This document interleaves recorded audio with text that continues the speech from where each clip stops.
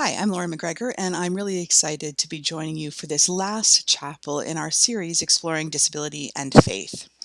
Today, I'm going to talk a little bit about a Bible passage from Corinthians. So I'll start by reading 1 Corinthians 12 to 22, but I'm going to read to you from the Inclusive Bible.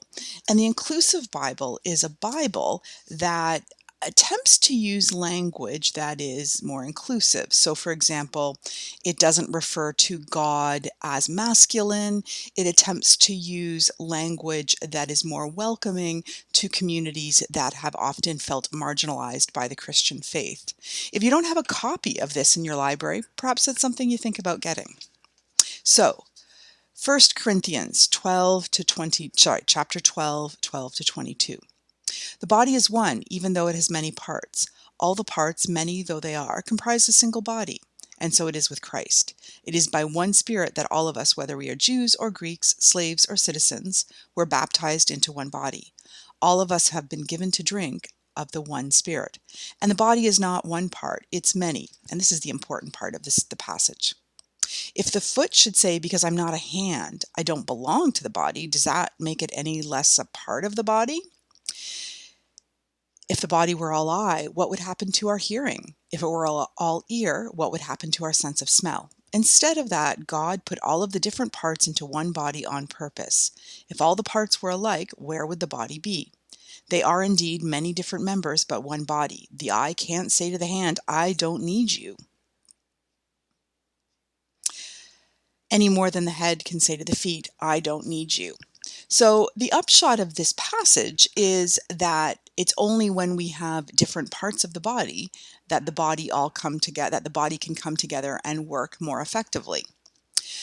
But first, I'd like to take a minute and just figure out what we're reading. And I like to do this in any of the classes I teach. So what is 1 Corinthians? So 1 Corinthians is a letter written by this guy named Paul.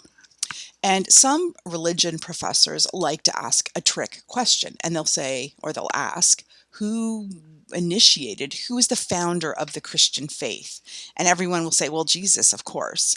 And some people will argue that it actually was Paul, because Paul was a preacher following the death of Jesus who really promoted the message of Jesus and the sort of the story of his life. And he became a very, very influential, he continues to be a very influential figure in Christianity. But even more interestingly, he was a brilliant scholar and theologian, but he was also a Jewish Pharisee who initially tried to destroy the Christian church. And it was only later, after a conversion, that he became one of its biggest apologists, which means its biggest supporters. And some people think of this chapter or this book in the Bible, this letter to the Corinthians, where he's speaking to a community or a church in this place called Corinth, as a letter to that church who was being difficult. Because in this letter, he talks a whole lot about things like how you're supposed to get along, which is a bit of what this chapter is about.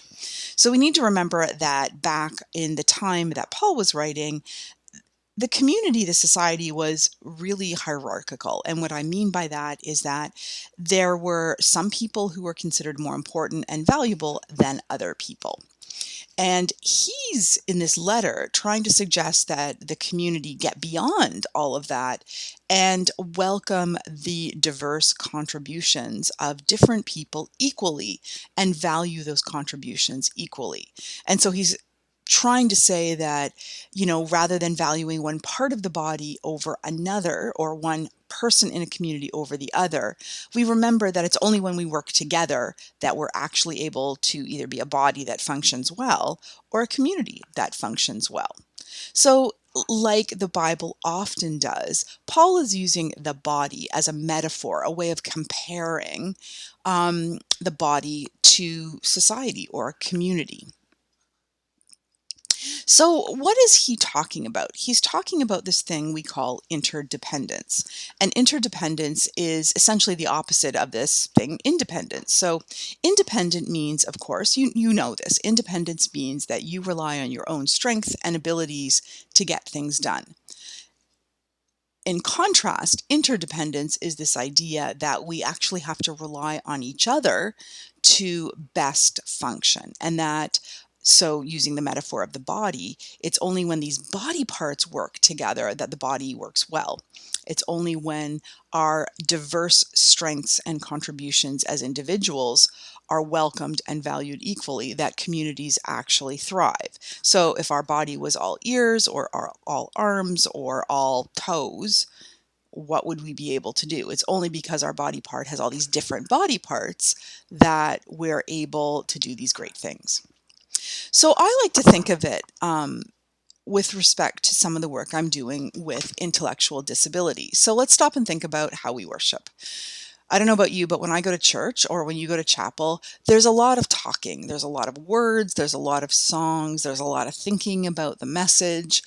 And that's great. That's very, very helpful. But what it also means is that we don't then celebrate the contributions and leadership of people who think differently. So people with intellectual disabilities have all sorts of knowledge and wisdom, but their knowledge and wisdom isn't always expressed with words and ideas. Perhaps they express it with their body or in other ways.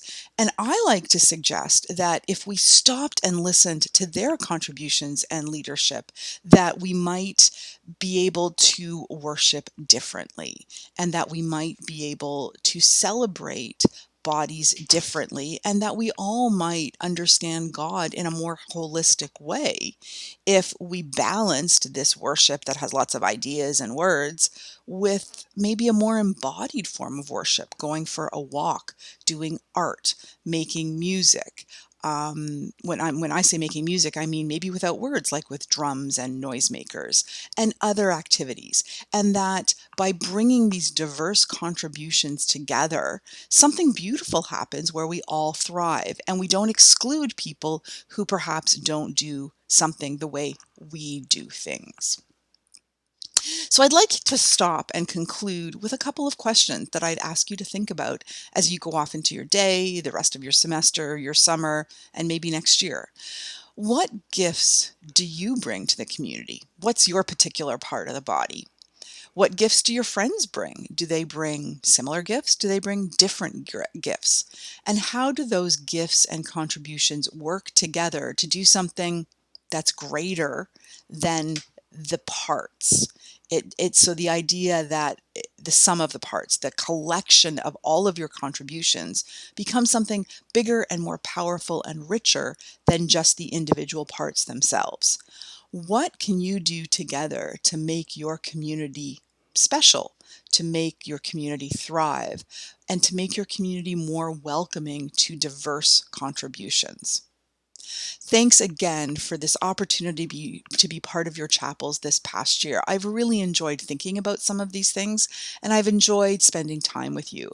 I'm hopeful that maybe in the future we might be able to do this face to face, because I'd love to meet some of you and to hear your ideas, to hear your contributions. Take care. Have a great summer. Bye.